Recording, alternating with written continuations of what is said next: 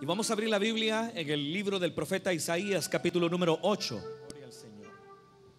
Dice la palabra de Dios, Isaías capítulo 8, versículo 5 en adelante.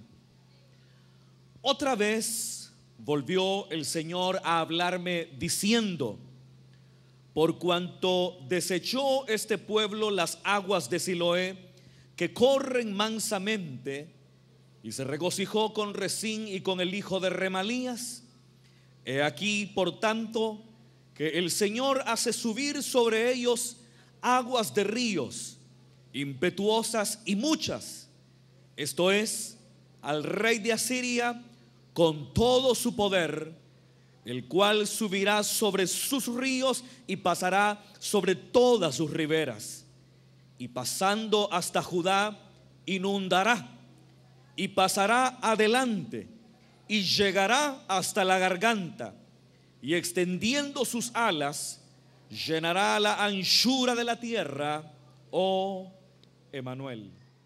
El título del sermón de esta mañana es Esperanza en medio de la crisis.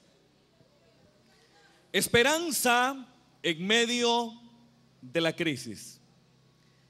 Antes de tocar los 4 versículos que acabamos de leer, quiero que nos traslademos a ese momento histórico que se estaba viviendo y que dio pie a la elaboración de este relato de la palabra del Señor. En otras palabras, intentaremos hacer una reconstrucción histórica de los sucesos que estaban aconteciendo y que dieron luz a estos versículos que en esta oportunidad hemos tomado. Así que por eso quiero pedirle su total atención. Quiero que no se me distraiga por nada. Amén. La porción, hermanos, que he tomado en esta mañana es una porción de la Escritura que nos muestra una enorme crisis que estaban viviendo 3 reinos: el reino sirio, el reino de Israel, como también el reino de Judá. ¿Y cuál era esa crisis que estos 3 reinos estaban experimentando? La crisis consistía en que al norte de las fronteras de cada uno de los reinos antes mencionados estaba creciendo y fortaleciéndose un imperio que hoy nosotros conocemos como el imperio asirio. En esos momentos el imperio asirio se encontraba en ascenso y, por supuesto, el ascenso del imperio asirio implicaba la expansión de sus fronteras, y la expansión de las fronteras territoriales del imperio asirio implicaba naturalmente que habrían reinos que serían tragados literalmente ante el enorme crecimiento que estaba en ese momento experimentando el enorme monstruo asirio. Y en ese avance expansionista del imperio asirio, habían algunos reinos que empezaron a ver con anticipación el peligro que suponía un crecimiento tan acelerado del imperio asirio, y fueron el reino sirio y también el reino de Israel. Haga de caso que este es un mapa, digamos que es un mapa de arriba hacia abajo, y el imperio asirio venía expandiéndose hacia abajo, es decir, viene creciendo y viene expandiéndose hacia abajo. Y el primer reino que encontraría en su avance sería el reino sirio. Después venía el reino de Israel más abajo y luego venía el reino de Judá más abajo. Es decir que los primeros que naturalmente se empezaron a alarmar eran aquellos reinos que estaban en el camino inmediato del crecimiento y el expansionismo imperial de Asiria, en este caso Siria y también Israel. Entonces, ante el avance y el peligro que éste suponía, los dos reyes, el de Siria y el de Israel, hicieron una alianza. El rey Peca de Israel con Resín, el rey de Siria, hicieron una alianza con el propósito de enfrentar a ese enemigo que venía del norte y que venía creciendo y expandiéndose. Entonces, una vez consumada esta alianza, que algunos llaman la alianza Ciro-Efraimita, Ciro porque estaba constituida por el reino sirio, y Efraimita porque esa es otra manera también de designar al reino de Israel. Entonces, una vez consumada la alianza Ciro-Efraimita, para oponerse eficazmente a la expansión de ese poderoso enemigo que viene avanzando desde el norte, ellos se dan cuenta que el poderío de ambos reinos no es suficiente para oponerse eficazmente a Asiria. Y es por eso que toman la decisión de invitar al rey de Judá, que se encontraba más al sur, y por cuanto se encontraba más al sur era el que no tenía tanta preocupación como Siria e Israel, que estaban más al norte y en el camino inmediato del expansionismo imperial de Asiria. Entonces, por eso es que esta alianza Ciro-Efraimita decide invitar también al rey de Judá, es decir, el rey Acaz, con el propósito que Acaz se uniera a ellos. Y ahora ya no sería solo Siria e Israel contra Asiria, sino que ahora sería Siria, Israel y también Judá contra Asiria. Pero ante la invitación de esta confederación Ciro-Efraimita, el rey de Judá se niega a participar de ella.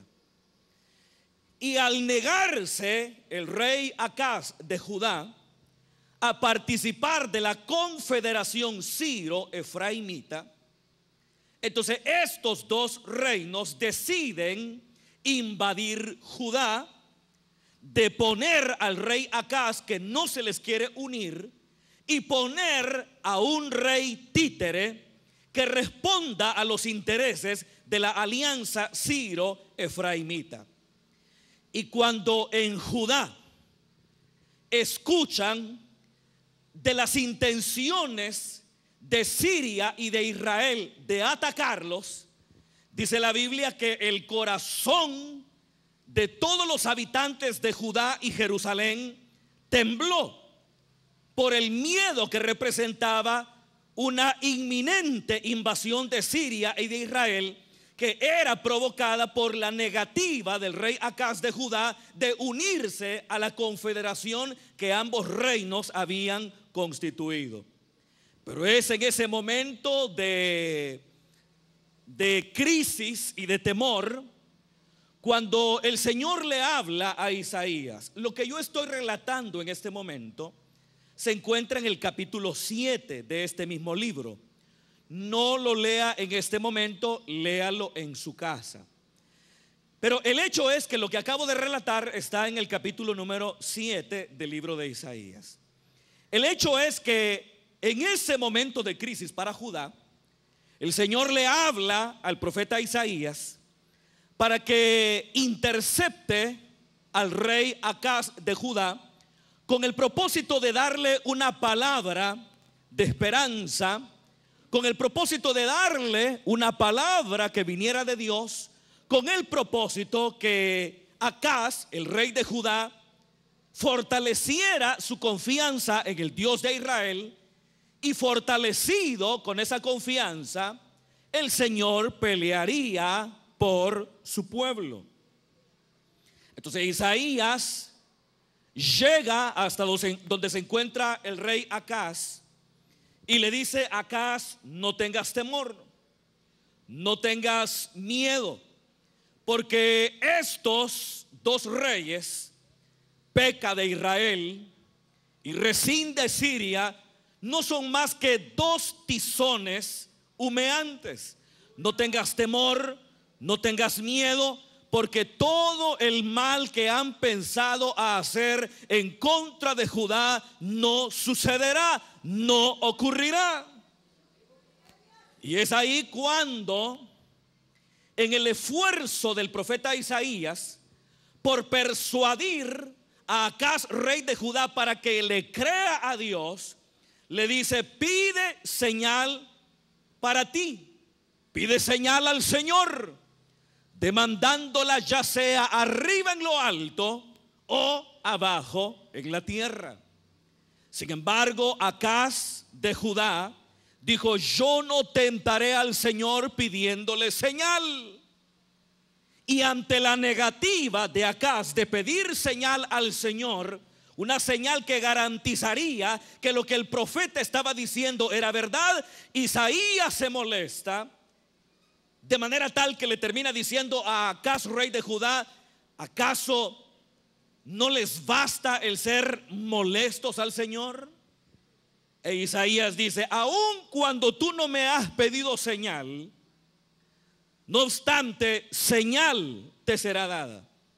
Y es ahí aquel famoso texto mesiánico cuando dice que la joven concebiría y daría a luz un hijo. Esa sería una señal para Acaz, rey de Judá, que lo que Dios había dicho a través del profeta Isaías era una verdad. Pero fíjese, Acaz, el rey de Judá, había oído la palabra de Dios, había escuchado la palabra, y la palabra de Dios era: no temas, yo estoy con ustedes.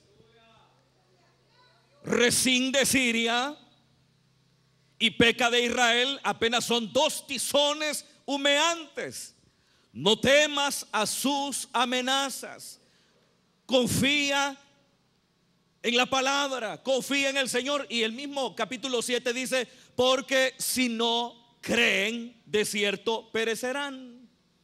Pero a pesar de las advertencias de Isaías al rey Acaz para creerle a Dios y para poner la vida completamente en sus manos, Acaz tomó una decisión equivocada.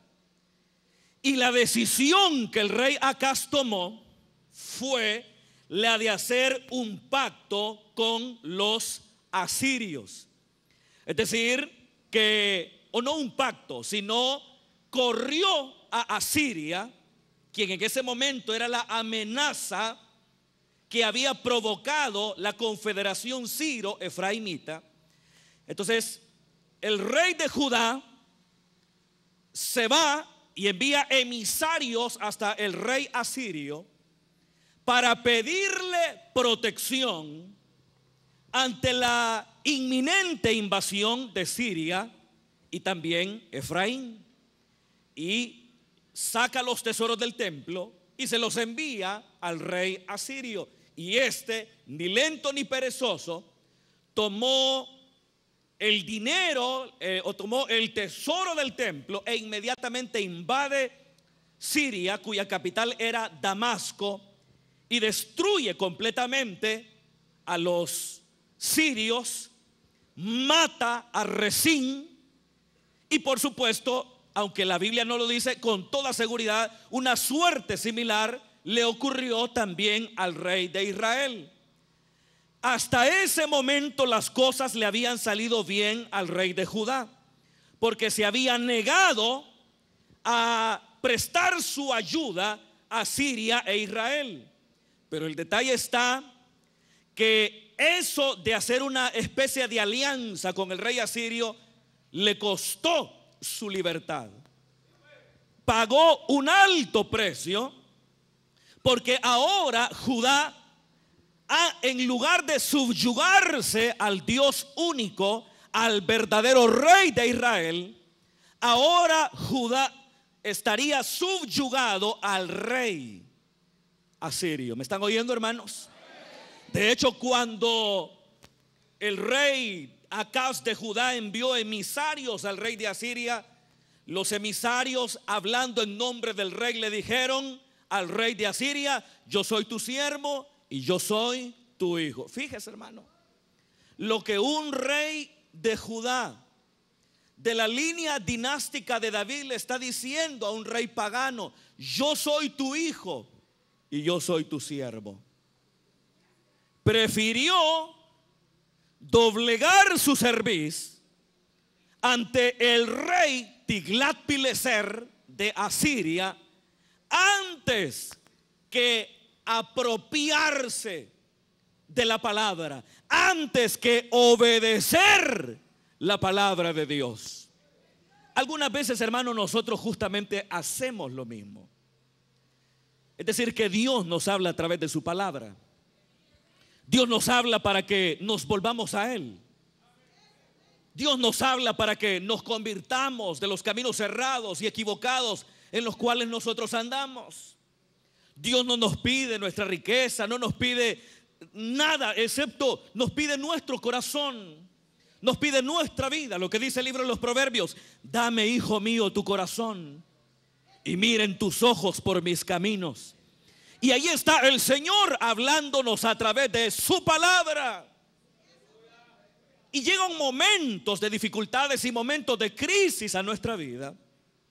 Y algunas veces esos momentos de crisis y de dificultad, Dios los permite o Dios los provoca para que nosotros podamos levantar nuestra mirada al cielo y podamos responder a ese Dios que nos está hablando. Pero algunas veces, hermano, en medio de las crisis de la vida, en medio de las dificultades que nosotros estamos viviendo, en lugar de levantar nuestra mirada al cielo, así como hiciera aquel hijo pródigo que en su momento de crisis deseaba llenar su vientre con las algarrobas del cerdo, en lugar de hacer como él, que levanta su mirada al cielo y dice: cuántos jornaleros hay en la casa de mi padre y yo perezco aquí de hambre. Antes de tomar la determinación del pródigo que dijo: me levantaré e iré a mi padre y le diré: Padre, he pecado contra el cielo y contra ti y no soy digno de ser llamado tu hijo. Antes de esa determinación, muchas veces nosotros terminamos buscando soluciones a corto plazo, soluciones a mediano plazo, que mitigan el dolor, pero momentáneamente, que solucionan aparentemente la crisis de manera inmediata, pero al no haber puesto nuestra confianza en Dios, al no haber respondido a esa palabra divina que nos interpela y que nos llama a la conversión, que nos llama al arrepentimiento, que nos llama a la consagración, al no optar por obedecer la palabra y al contrario optamos por buscar soluciones inmediatistas, soluciones de corto plazo, soluciones de mediano plazo, que si bien es cierto mitigan el dolor por un momento, sin embargo con el correr del tiempo se hará evidente que el precio que terminaremos pagando por no haber obedecido a la palabra será altísimo. Y dice el texto que leí esta mañana, versículo 5, ¿cuántos tienen sus Biblias abiertas? No hay que cerrar la Biblia. No hay ni una razón para cerrar la Biblia. Versículo 5. Otra vez volvió el Señor, dice el profeta, ¿qué dice? Quiere decir que Dios estaba bien involucrado en la situación. ¿Me están oyendo, hermanos? El Señor estaba pendiente de lo que estaba pasando. Entonces, otra vez volvió a hablarme, pero vea ahora la palabra. Mientras que la palabra en el capítulo 7 había sido una invitación a confiar en Dios y a poner en Él la vida, ahora la palabra que leeremos a continuación es severa. Versículo 6. Por cuanto desechó este pueblo. ¿Me está oyendo, hermano? Cuando dice desechó este pueblo, se está refiriendo a Judá y a su rey Acaz. ¿Y por qué desechó la palabra? Porque mientras Isaías invita a Acaz a obedecer, no obstante, Acaz decide acudir al rey asirio diciéndole: yo soy tu siervo, yo soy tu hijo. Entonces a Dios le desagradó eso, porque desechó la palabra de Dios. Y dice: por cuanto desechó este pueblo las aguas, que dice, hermano, de Siloé, que corren mansamente. Siloé era una especie de quebradita o de riachuelo que corría y que iba a dar hasta el que se conoce como el estanque de Siloé, pero eran aguas mansas, aguas tranquilas. Y a través del simbolismo de las aguas mansas de Siloé, Isaías está queriéndole mostrar a Judá cómo son los cuidados de Dios. Porque las aguas mansas de Siloé, que ya digo, era un riachuelo que literalmente existía en esa época, porque las aguas mansas de Siloé representaban el cuidado del Señor, la ternura del Señor. Porque Dios es tierno, porque Él nos cuida con amor. ¿Me está escuchando, hermano? Eso es así. Usted, amigo, que no se ha querido entregar al Señor, ¿a qué le teme? Si Dios no lo está llamando para destruirlo, Dios no le está llamando para matarlo, Dios lo está llamando y tiene los brazos completamente abiertos para recibirlo. Tiene los brazos abiertos, las puertas abiertas de par en par para recibirle. Y si usted se acerca con la actitud adecuada, como por ejemplo la del pródigo, una actitud de arrepentimiento y de conversión, recibirá de parte de Dios exactamente el mismo trato que el pródigo recibió del Padre. Porque estando una vez el pródigo frente al Padre y le dice: hazme como uno de tus jornaleros, no soy digno de ser llamado tu hijo, dice la Biblia que el Padre lo abrazó, dice que también lo besó. Y él dijo: maten el becerro más gordo, porque mi hijo era muerto, pero ahora está vivo. Entonces no tiene por qué temer al Señor. Las aguas del Siloé, las mansas aguas del Siloé, era una representación fidedigna del amor tierno del Señor, que irónicamente desechó el rey Acaz por solicitar ayuda del rey asirio. Y por eso el Señor a través de Isaías dice: por cuanto este pueblo desechó las aguas del Siloé, que corren mansamente, y se regocijó con Resín y con el hijo de Remalías. Esa palabra regocijó es una palabra que se traduce se atemorizó. Recuerde que las versiones bíblicas son traducciones humanas. Entonces, el término hebreo que nuestra Biblia traduce se regocijó se puede traducir mejor como se atemorizó. Y el contexto histórico y literario del pasaje justifica de manera total que se utilice la palabra se atemorizó en lugar de se regocijó. Porque si Acaz de Judá hizo un pacto con el rey asirio, fue porque tuvo miedo de Rezín, el rey de Siria, y de Peca, el rey de Israel. En otras palabras, el miedo al rey de Israel y al rey de Siria llevaron al rey de Judá a tomar una decisión equivocada, es decir, poner su yugo, su servicio al servicio del rey asirio. Y algunas veces nosotros en los momentos de crisis tomamos decisiones equivocadas por el miedo que nos embarga, por el miedo que se apodera de nosotros. ¿Ha sabido de gente que por miedo ha tomado decisiones apresuradas, decisiones alocadas, que si bien es cierto le ayudan momentáneamente, pero que con el correr del tiempo se hace más que evidente que fue un error haber optado por el camino fácil y no por el camino estrecho y angosto que lleva a la vida? Entonces se hace evidente que fue un error.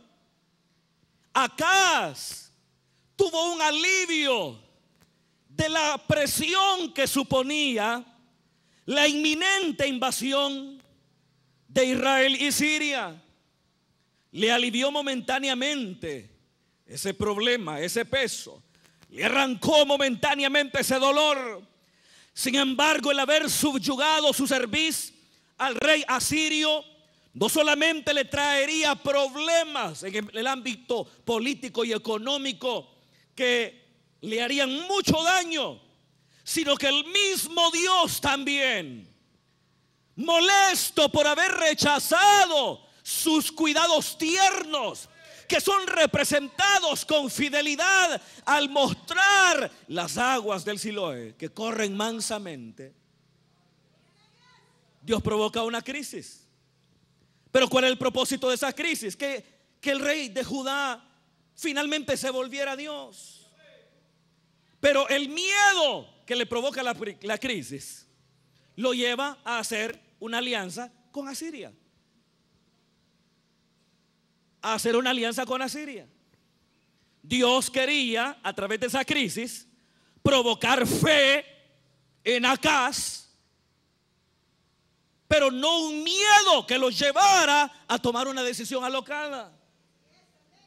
Si usted se encuentra en una situación de dificultad y de crisis, y esa situación le provoca temor, le provoca miedo, es posible que Dios lo ha permitido, porque no cae un pajarillo a tierra sin vuestro Padre, dijo el Señor.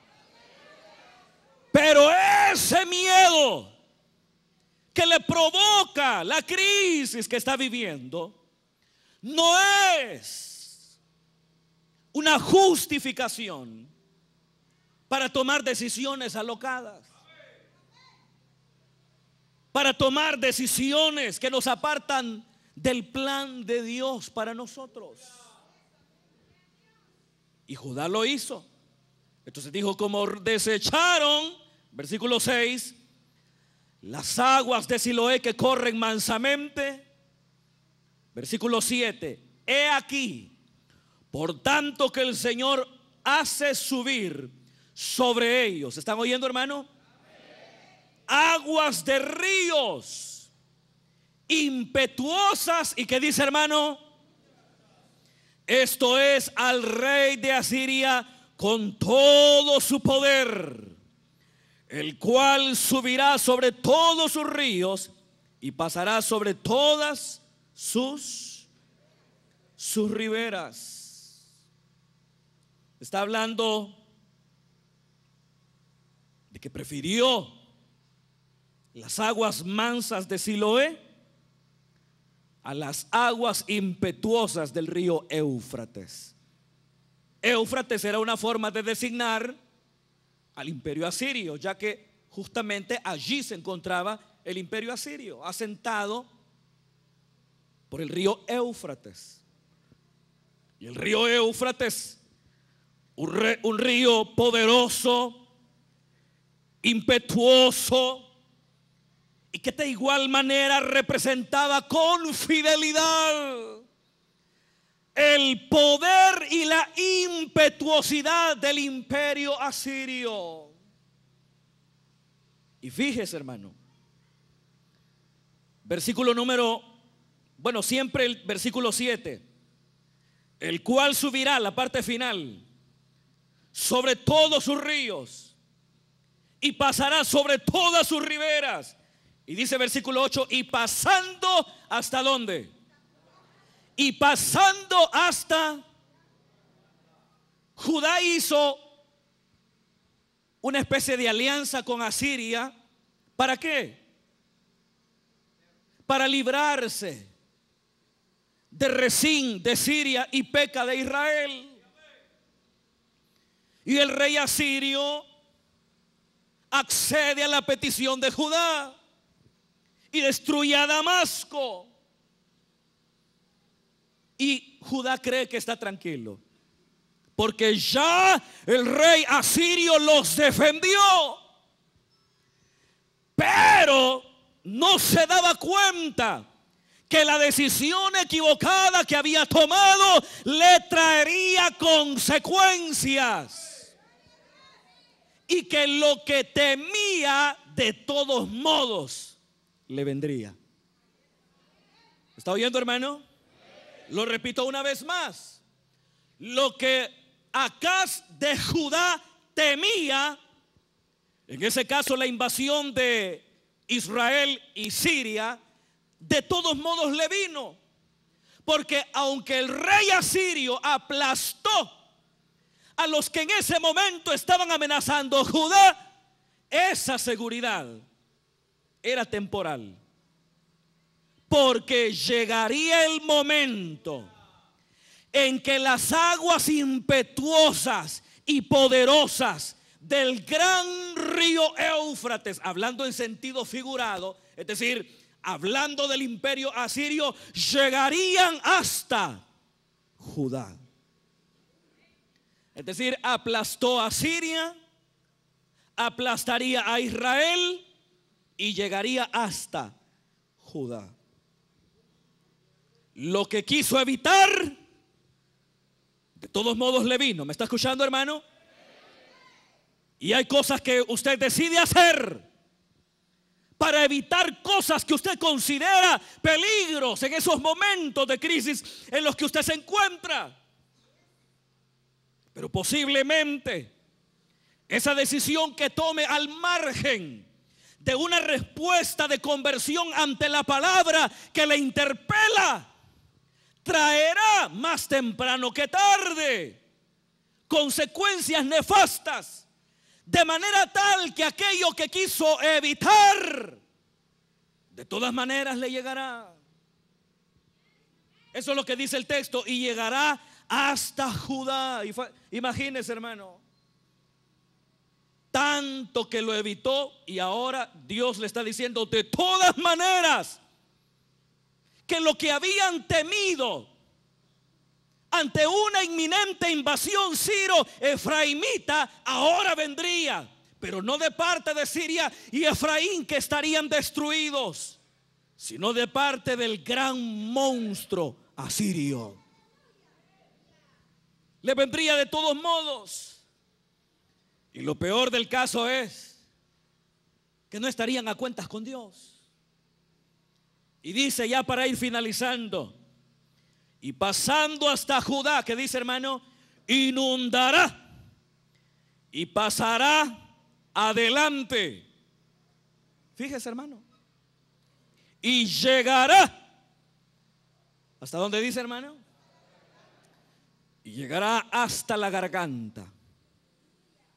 Una inundación impresionante. Usted sabe, hermano, que cuando llueve, que se le mete el agua hasta un poco abajo de la rodilla, le alarma, pero no tanto. ¿Me escucha, hermano? Le preocupa porque se echan a perder sus cosas, pero está controlable. A la rodilla está controlable. Pero ¿qué pasa cuando un río se desborda y el agua le llega hasta el cuello? ¿Me está oyendo, hermano? Es una situación que aflige. ¿O no se afligiría usted, hermano? Una situación que aflige. Y el Señor, a manera de disciplina en contra de Judá, que se negó a oír la palabra de Isaías, que en su momento le garantizaba protección siempre y cuando creyeran en él. Ahora ese Dios mismo está dando una palabra en la que está diciendo: las aguas impetuosas del Éufrates crecerán e inundará Siria, inundará Israel y pasará hasta Judá, inundará todas sus riberas, desbordará todos los ríos y el agua crecerá hasta que les llegue a la garganta. Es que mire, hermano, cuando Dios está insistiendo en llamarlo al arrepentimiento,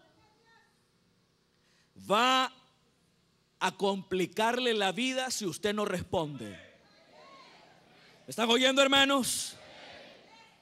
Usted que ha estado huyendo del Señor y que, al igual que Acaz de Judá, ha preferido optar por caminos fáciles, ha preferido el camino ancho y espacioso que lleva a la condenación antes que entrar por el camino estrecho que lleva a la vida.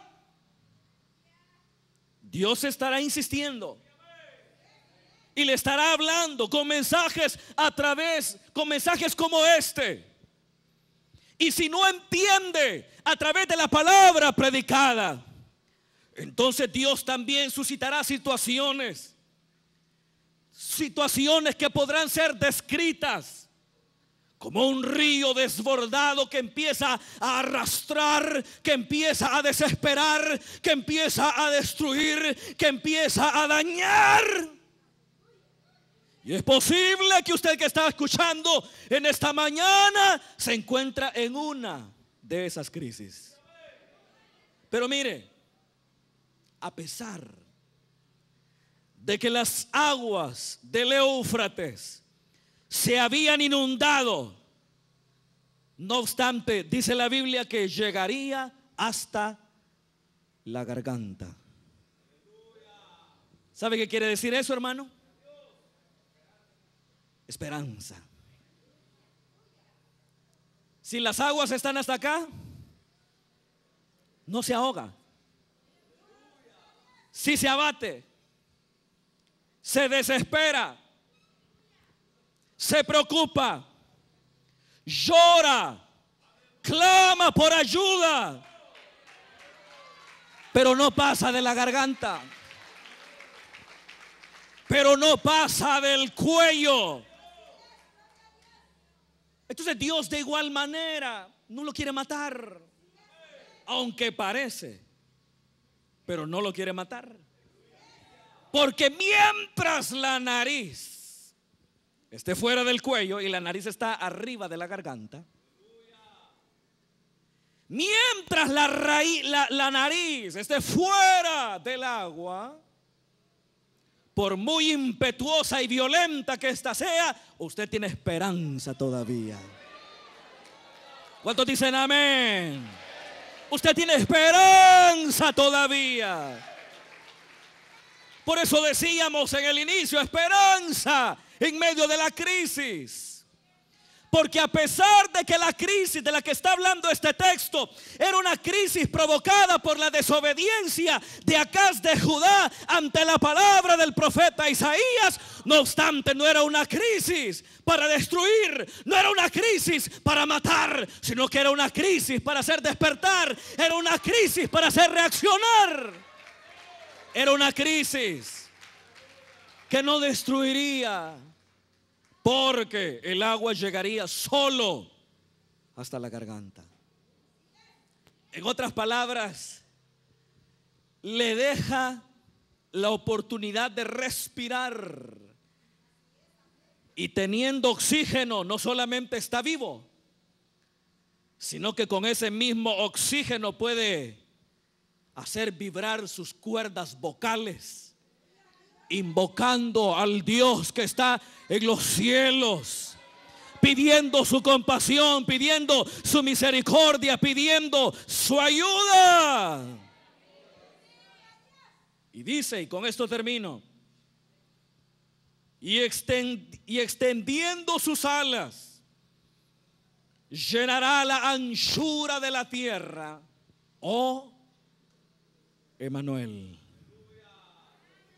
Emanuel para Acaz era un nombre que también representaba esperanza, porque ya en el capítulo número 7 el profeta Isaías le había dicho que una joven concebiría. No se sabe en este contexto histórico si era la esposa del profeta Isaías o era alguien de la casa del rey Acaz de Judá. No se sabe. Hablando del momento histórico, claro, hay una alusión profética a Cristo, pero aquí nos encontramos en el momento histórico. Entonces no se sabe de qué joven está hablando, pero lo que sí le dice, que por un tiempo ese niño comería mantequilla y miel hasta que pudiera desechar lo malo y escoger lo bueno. Y cuando ese niño, le dijo Isaías a Acaz, llegue a cierta edad, los reinos de Israel y de Siria, a los que tú temes, no serán más. Esa será la señal. Pero a pesar de que había señal, no obstante, Acaz desechó el consejo de Dios en boca de Isaías. Pero aun cuando había desechado la señal, aquí en medio de la crisis vuelve a mencionar a Emanuel, que quiere decir Dios con nosotros. ¿Cuánto dan gloria a Dios? Dios con nosotros. Así, en medio de sus dificultades, a pesar de sus pecados, Dios está cerca. Fue lo que el apóstol Pablo predicó en el Areópago de Atenas a los filósofos paganos que ahí se reunían. Les dijo: Dios está cerca de ustedes, aunque sea palpando, hállenle.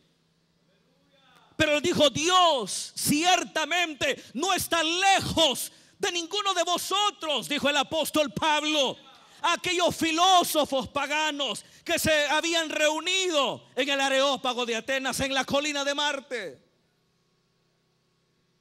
Y de igual manera, a pesar de sus pecados y rebeliones, Dios no está lejos de usted. Está muy cerca, eso sí, esperando que usted se vuelva a Él, esperando que usted se convierta a Él, esperando que tenga la actitud del pródigo que dijo: he pecado contra el cielo y contra ti, y no soy digno de ser llamado tu hijo. Y ahora sabemos, y los escritores del Nuevo Testamento, principalmente quien escribió el Evangelio según Mateo, vio en el Emanuel de Isaías una representación fiel de Jesús, el Hijo de Dios. Porque el ángel le dijo a María: y llamarás su nombre Emanuel, porque Él salvará a su pueblo de sus pecados. Y Dios, a través de Jesús, está aquí en medio de nosotros hoy. ¿Cuántos creen eso, hermanos? Él está en medio de nosotros hoy, con los brazos abiertos para perdonarnos y limpiarnos de toda maldad. Las crisis siempre tienen un propósito. No busque caminos alternativos. No se quite la vida. ¿Me está escuchando, hermano? No se quite la vida. Hay esperanza. No haga locuras. Hay esperanza. Y esa esperanza está en su Hijo. Amén. Vamos a dar gracias a Dios en esta mañana. Padre, gracias. Gracias, Dios,